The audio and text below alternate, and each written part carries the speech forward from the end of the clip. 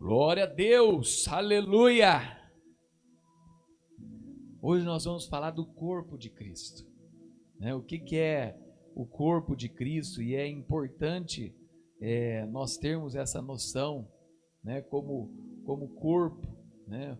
E a vida cristã, né? Referente aí a cada um dos momentos da nossa vida e a importância desse processo na nossa vida cristã. Abra comigo em 1 Coríntios, capítulo 11, se você puder, ao experimentarmos uma porção preciosa da palavra de Deus, uma porção preciosa da palavra de Deus. 1 Coríntios, capítulo 11. É conhecido pelo trecho da Santa Ceia, né? Ele é conhecido por esse trecho de Santa Ceia, mas hoje nós vamos falar não somente sobre isso, mas nós vamos falar sobre o corpo de Cristo, né? O corpo de Cristo como família, como família. 1 Coríntios, capítulo 11, aí do verso 23 ao verso 28. 1 Coríntios, capítulo 11, do verso 23 ao verso 28. Você que abriu a palavra de Deus, pode ir junto comigo aí, ler aí na sua casa, do verso 23 ao verso 28. Esse trecho fala da Santa Ceia, mas o que eu queria falar com vocês é sobre um trecho um pouquinho antes, a partir do verso 5, 1 Coríntios, capítulo 11, verso 5. Mas toda mulher que ora ou profetiza com a cabeça descoberta desonra a sua própria cabeça. Mas toda mulher que ora, se a mulher não se cobre com véu, tosquia também. Mas se para a mulher é coisa indecente tosquear-se ou rapar-se, que põe o véu. O homem, pois, não deve cobrir a cabeça, porque é a imagem e a glória de Deus. Mas a mulher é a glória do homem. Porque o homem não provém da mulher, mas a mulher do homem. Porque também o homem não foi criado por causa da mulher, mas a mulher por causa do homem. Portanto, a mulher deve ter sobre a cabeça o sinal de poderio por causa dos anjos. Todavia, nem o homem é sem a mulher, e nem a mulher sem o homem no Senhor. Isso é importante, pessoal. Esse verso 11, todavia nem o homem é sem a mulher, e nem a mulher sem o homem no Senhor. Falando de unidade. Porque como a mulher provém do homem, assim também o homem provém da mulher. Mas tudo vem de Deus. Julgai entre vós mesmos. É decente que a mulher ore a Deus, descoberta, ou não vos ensina a mesma natureza, que é desonra o homem ter cabelo crescido? Mas ter mulher cabelo crescido lhe é honroso, porque o cabelo lhe foi dado em lugar de véu. Mas se alguém quiser ser contencioso, nós não temos tal costume, nem as igrejas de Deus. Nisto, porém, que vos dizer-vos, não vos louvo, porquanto vos ajuntais, não para melhor, senão para pior. Porque antes de tudo ouço, quando vos juntais na igreja, há entre vós dissensões, e em parte o creio. E até importa que haja entre vós heresias, para que os que são sinceros se manifestem entre vós. De sorte que quando vós ajuntais num lugar, não é para comer a ceia do Senhor, porque comendo cada um toma antecipadamente a sua própria ceia. E assim, um tem fome, o outro embriaga-se. Não tendes porventura casas para comer ou beber? Ou desprezais a igreja de Deus e envergonhar os que nada têm? Que vos direi? Louvar-vos-ei?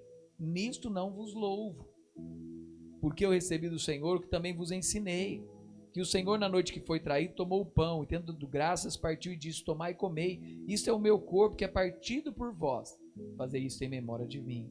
Semelhantemente, depois de cear, tomou o cálice, dizendo: este é o cálice do Novo Testamento, no meu sangue, fazei isso todas as vezes que beberdes em memória de mim.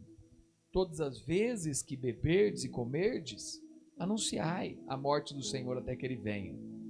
Portanto, qualquer que comer esse pão ou cálice do Senhor digamente, será culpado do sangue do Senhor. Examine-se, pois, o homem a si mesmo, e assim coma e beba deste pão. Aqui, amados, é um trecho interessante da palavra de Deus, porque ele fala de vários conflitos que se tem nas igrejas, né? Sobre algumas coisas serem tradições, outras coisas serem doutrina, outras coisas, né, fazerem mal. Então aqui, né, o corpo de Cristo é algo que foi conquistado na cruz, não porque um tem o véu, tem cabelo, é careca, usa essa roupa, usa aquela roupa, mas o corpo de Cristo, ele foi conquistado pelo sangue de Jesus. Aquilo que nos une é o sangue de Cristo. Foi por causa do sangue de Cristo que temos acesso ao Pai. Nossos pecados foram perdoados e nós temos o selo da salvação. É por causa do sangue de Cristo. A vida cristã, ela é uma vida espiritual, que Deus comunica à pessoa que se arrepende dos seus pecados e crê em Jesus como seu Salvador, como seu Salvador. Qual que é a relação que existe entre a vida cristã e o pecado? Não é entre a vida cristã e as tradições, não é entre a vida cristã e as coisas do homem. O cristão deve, por hábito, andar na luz e viver longe do pecado, apartar-se de toda espécie de mal, como diz em 1 Tessalonicenses 5:22, e devemos apresentar ao serviço do bem e fazer qualquer coisa de compromisso com o Senhor Jesus, vivendo longe do pecado. Primeiro, é importante isso, sabe? Qual que é o principal objetivo da vida cristã? O principal objetivo da vida cristã, nós temos que lembrar, é que o nosso corpo é templo do Espírito Santo. É templo do Espírito Santo, dedicando a nossa vida à vontade de Deus. Nós devemos buscar o quê? Nos abster de práticas, hábitos, modismos, companhias que não sejam para a glória de Deus. Isso é importante, irmão, irmã. Que na vida cristã, a nossa vida é para glorificar a Deus. A nossa vida é para fazer a vontade do Pai. A nossa vida é para vivermos longe do mal e da prática pecaminosa. Né? Como que se manifesta a vida cristã? Manifesta-se através de uma vida de oração, de leitura da palavra, de busca constante, né? Para se relacionar com Deus, nos afastando das coisas desse mundo, e a importância de uma vida de oração. A oração é para a vida cristã aquilo que a respiração é para a vida física. A oração é para a vida cristã aquilo que a respiração é para a vida física. Nós somos um só corpo no Senhor, e somos um, né? Por quê? Porque Cristo nos uniu através do seu sangue, através da sua morte. Jesus disse, meus amados, eu sou o pão da vida. pão da vida.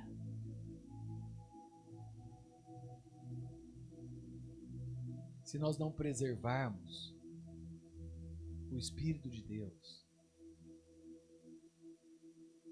na nossa vida, se nós não preservarmos a comunhão com o Pai na nossa vida, se nós não preservarmos uma vida de oração, nós não faremos parte desse corpo.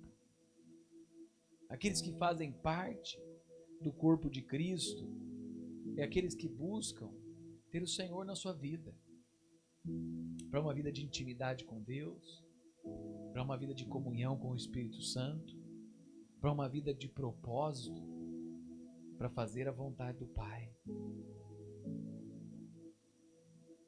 A força da igreja está no corpo de Cristo. O corpo de Cristo são as pessoas. A igreja não fará nada, né, através das paredes de um prédio. A igreja não fará nada através da sua instituição. A igreja fará através das pessoas. A força do corpo está nas pessoas que vivem uma vida santa, que vivem uma vida comprometida, que fazem parte do corpo de Cristo. A nossa vida, né, como corpo de Cristo, está no serviço através da igreja.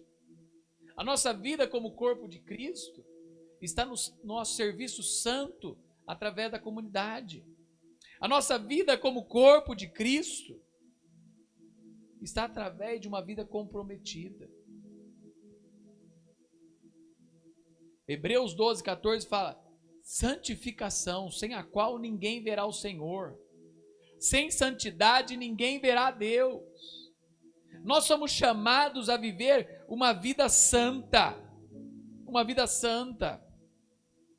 Aqui nos versos, né, de 1 Coríntios, capítulo 11, por exemplo, verso 17, né, ele fala assim: nisto, porém, que vou vos dizer, não vos louvo, porquanto vós ajuntais não é para melhor, senão para pior.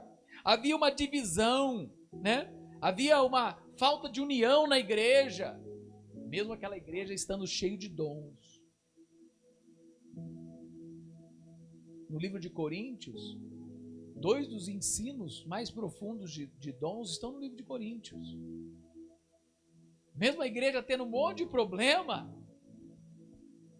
Deus derramava vários dons naquela igreja porque havia necessidade, né? E ainda pessoas incrédulas, ainda pessoas vivendo na prática do pecado, iriam ser transformadas. Muitas vezes nós vemos isso, né? Há uma necessidade em algumas igrejas. E essa igreja não era diferente. Mas era uma igreja que precisava de transformação. Mesmo uma igreja, um livro com tantos ensinos para a nossa vida, uma das transformações que Paulo fala aqui, ó, nisso eu não os louvo. Não deve haver louvor em uma igreja com divisão. Não deve haver louvor em uma igreja com falta de união. Não deve haver louvor. O corpo tem que estar afinado. A exemplo de uma orquestra, com o mesmo propósito. A igreja não precisa ser boa em tudo. Tanto que há igrejas que um dos campos da igreja que mais cresce é o louvor. Nessa igreja há o departamento infantil. Nessa igreja há o evangelismo. Nessa igreja, cada igreja tem, né, a sua parcela dentro do reino de Deus. A nossa igreja foi chamada para ser uma igreja missionária, que ao mesmo tempo que ela cresce como corpo, como igreja local, mas ela também estende os seus braços para missões. Para missões. E é importante a gente pensar nisso, que o corpo deve estar afinado como orquestra. E como que o corpo está afinado como orquestra? Dentro do mesmo propósito. As pessoas que entram aqui, tem pessoas que entram aqui, nunca ouviram falar de missões, não sabem nem o que é missões. Depois de um tempo a gente vê pessoas dando testemunho. sobre missões. Sobre Deus tocou meu coração para fazer uma viagem. Deus tocou meu coração para apoiar missões. Hoje eu sou mantenedor de um missionário. E é interessante quando a gente fala de corpo como organismo vivo. E corpo é assim, quando um não está bem, a igreja também não está bem. No sentido de apoio. Quando há uma necessidade de alguns, né, como nós vimos, né, quando há uma necessidade de uma perda de uma pessoa da família, o apoio da igreja, a comunhão da igreja, as orações da igreja, as visitas da igreja. Quando há alguém doente, a unção, a oração, os pastores ungindo com óleo. Quando há alguém com uma necessidade, o apoio mútuo, sabe? É importante nesse processo, meus amados, para ajudar os irmãos. Cada um de nós é importante para a nossa igreja. Cada um de nós é importante para o crescimento da igreja. A igreja cresce quando você convida um amigo, quando convida um parente, quando convida uma outra pessoa, faz evangelismo, quando convida um vizinho. E a igreja vai se multiplicando. Cada um é importante. Frutificamos quando nós entendemos o nosso valor e onde nós estamos. Aí a gente vai frutificando nesse processo. E onde que está o Espírito Santo? Qual que é o papel do Espírito Santo na vida cristã? Ele é a fonte de vida, diz lá em João 4,14. Dentro do corpo de Cristo, o Espírito Santo é a fonte da nossa vida e é necessário para o nosso crescimento. Necessário para nós, sabe? E é de onde vem todo o crescimento espiritual. Ele é importante para as nossas virtudes. Aquilo que diz lá em Gálatas 5,22 sobre o fruto do Espírito, né? Amor, paz, bondade, benignidade, mansidão, domínio próprio. Ele é quem estimula as nossas virtudes, que estão dentro de nós e vêm através do Espírito Santo, sabe? Que é gerado o fruto do Espírito na nossa vida. Além de ele ser fonte de toda a vida, ele também é a fonte de todo o crescimento espiritual, porque ele é inspirador para as nossas virtudes. Necessário para o desenvolvimento. Ele é o ajudador do processo do nosso caráter. Efésios 3,16. Olha o que fala lá em Efésios 3,16.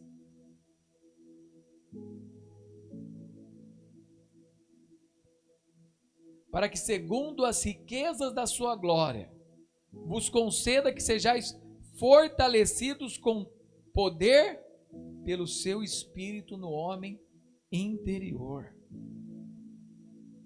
Ele é quem nos ajuda a desenvolver os nossos caráteres, para que nós possamos servir, ser testemunha, como diz lá em Atos, né? Ficar em Jerusalém, até que do alto sejais revestidos de poder.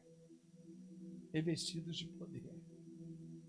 É do alto para as nossas vidas. É do Espírito Santo para nós.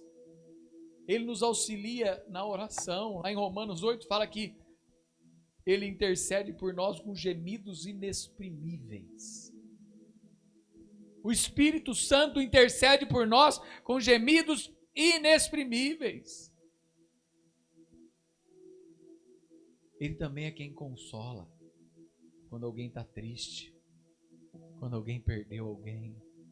Quando a gente fala, né? Que Deus console e conforte os corações. É através do Espírito Santo, sabe? Tirando toda a tristeza, tirando toda a angústia, tirando toda a amargura, tirando toda a depressão. Ele é quem vai nos consolando. Ele é quem nos dá força e segurança. Olha lá em Romanos 8,16. Romanos 8,16. O próprio Espírito testifica no nosso espírito que somos filhos de Deus. E se somos filhos de Deus, somos logo herdeiros também, verdadeiramente herdeiros de Deus e co-herdeiros de Cristo. Se é certo que com Ele padecemos, para que também com Ele sejamos glorificados. É Ele que nos dá força diante das provações, né? Diante segurança da salvação no presente. É Ele, é o Espírito Santo de Deus, sabe? E esperança para a vida eterna, além de convencer o homem do pecado, da justiça e do juízo, nos guiando no caminho da verdade, nos guiando no caminho da verdade. É o Espírito Santo. Nós somos um em Cristo Jesus. O corpo de Cristo precisa estar unido com o mesmo propósito, sabe? Precisamos chorar, nos alegrar, ficar felizes com as bênçãos alheias, ficar feliz com o derramamento do Senhor sobre a vida daquele que crê. Você é o corpo de Cristo, você é o corpo do Senhor, você faz parte desse corpo maravilhoso. Queria deixar essa mensagem para você hoje, que Deus possa te abençoar de forma sobrenatural, tocando sua vida, tocando seu corpo, tocando o seu sonho, o seu futuro, a sua família, os seus propósitos, para que você possa viver para a glória, para a honra e para o louvor do Senhor Jesus Cristo. Aleluia. Levante suas mãos, quero orar com você. Se Deus falou, a outra mão você pode colocar assim no coração. Se Deus falou contigo. Senhor Deus maravilhoso, Pai, nós estamos na Tua casa e nós queremos louvar, engrandecer e adorar o Teu nome. Pedir que de maneira especial o Teu Espírito Santo possa tocar a vida de cada irmão, cada irmã, Pai, abençoando de maneira especial as suas vidas, tocando, Senhor, cada coração, ó Pai, mas ajude-os a entender que eles são o corpo de Cristo, ramos, folhagem, caule, tronco, para a glória do Senhor. Que o Senhor possa usar cada um deles como membros do Teu corpo, Pai. Derrame dom, Senhor. Derrame sobre eles, Senhor, o Teu Espírito, Pai. Que de maneira especial a Tua presença e o Teu imenso e poderoso amor esteja sobre as suas vidas, Pai. Falando a cada um deles de maneira especial, tocando suas vidas para um crescimento espiritual. Em nome de Jesus. Amém.